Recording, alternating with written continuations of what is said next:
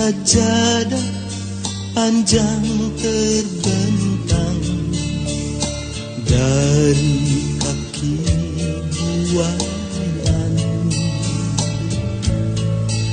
sampai ke tepi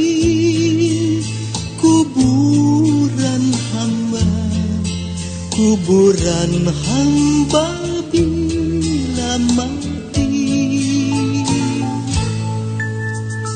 Ada sajadah panjang terbentang, hamba tunduk dan sujud di atas sajadah yang panjang ini, diselingi sekedar interupsi.